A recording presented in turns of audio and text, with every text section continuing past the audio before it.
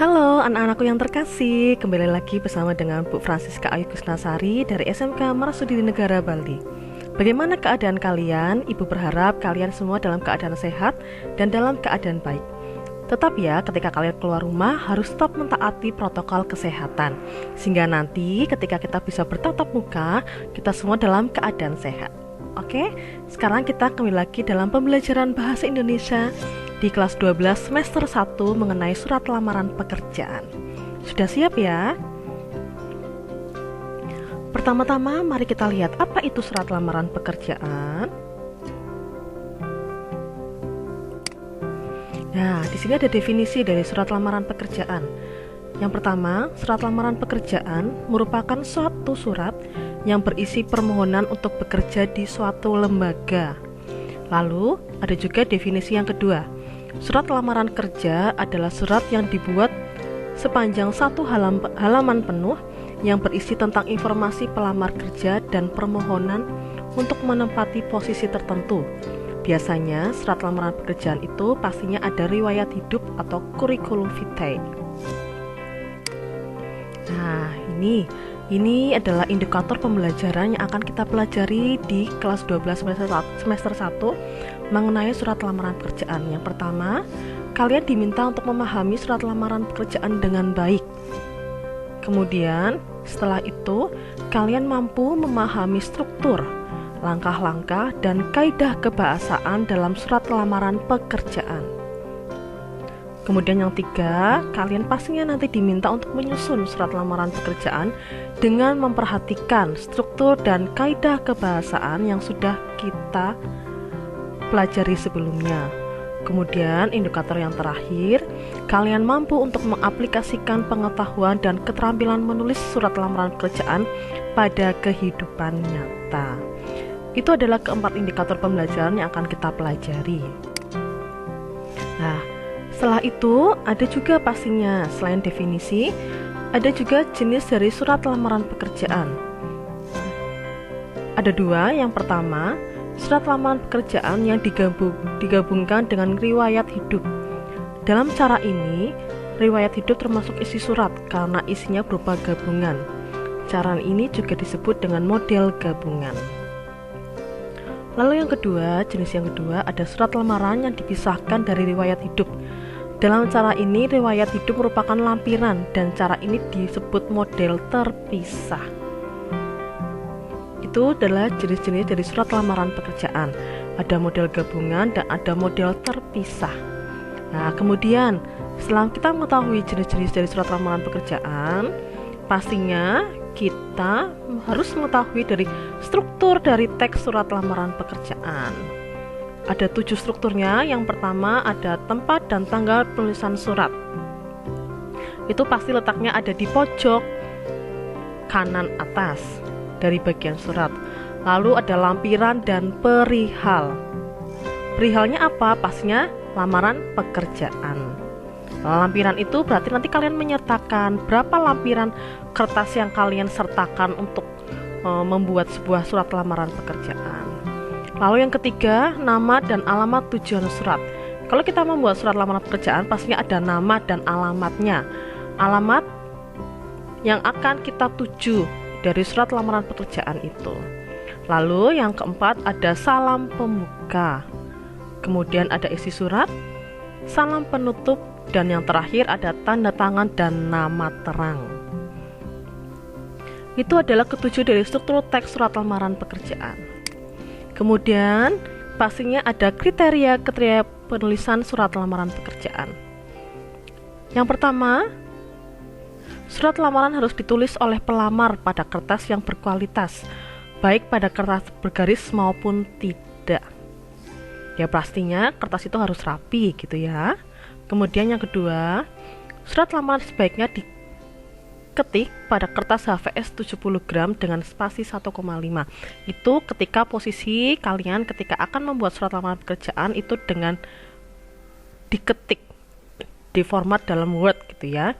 Pastinya nantinya ketika penulisan itu pastinya harus memiliki kaidah-kaidah juga. Nah, kaidahnya seperti spasinya 1,5, lalu pengaturan kanan dan kirinya.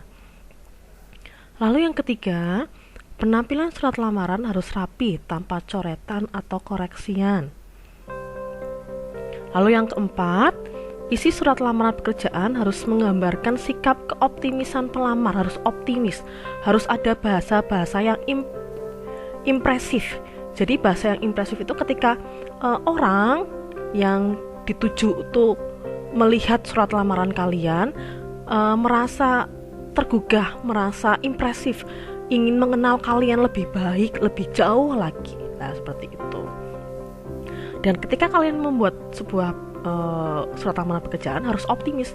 Kalau kamu yakin kalau pasti kalian diterima untuk bekerja di tempat itu, harus ada sikap keoptimisan. Lalu yang kelima, isi surat tidak bernada memelas atau minta dikasihani. Ya, itu kembali lagi pada tadi kriteria yang keempat, harus ada sikap keoptimisan. Lalu yang keenam, pastinya ada sapaan yang digunakan seperti bapak atau ibu.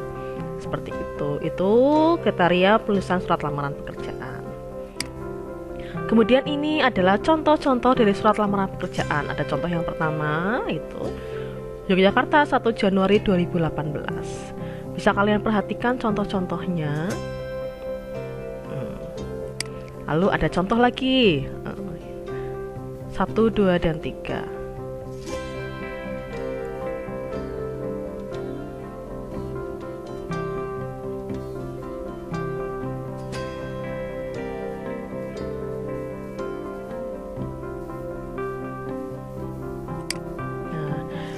Setelah kalian tadi melihat contohnya, pastinya dalam sebuah surat lamaran pekerjaan, selain tadi kita sudah belajar struktur, pastinya kita harus juga belajar tentang kaidah kebahasaan ya. Hari ini saat ini kita akan beralih ke kaidah kebahasaan dari surat lamaran pekerjaan. Yang pertama, bahasa surat adalah bahasa yang baik dan benar ya, itu harus sesuai dengan EYD, ejaan yang dibenarkan. Kemudian yang kedua, bahasa surat menggunakan kata-kata yang sopan ya, karena kan pastinya dari sebuah kata-kata yang sopan mencerminkan diri kita, mencerminkan sikap dan diri kita sendiri.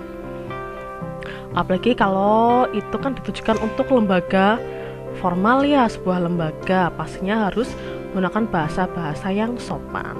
Kemudian yang ketiga, bahasa surat berisi kata pengantar yang jelas, singkat, padat, informatif, dan tepat sasaran. Itu yang ketiga. Lalu yang keempat, bahasa surat tampak dari tulisan yang bersih, mudah dibaca, dan sesuai dengan kaidah keejaannya. Nah, itu. Karena kalau pastinya melihat sebuah surat lamaran pekerjaan yang pastinya itu impresif, yang pastinya itu nanti misalnya mungkin tulisannya bersih, mudah dibaca, singkat, padat, lalu informatif dalam artian memberikan informasi tentang keahlian atau jati diri dari pelamar itu sendiri. Lalu yang kelima, melengkapi bagian-bagian surat dengan norma bahasa surat. Misalnya penulisan unsur hal, perihalnya apa, surat lamaran pekerjaan. Lalu ada tempat atau tanggal, alamat, salam pembuka, isi surat, salam penutup, tanda tangan, dan nama terang.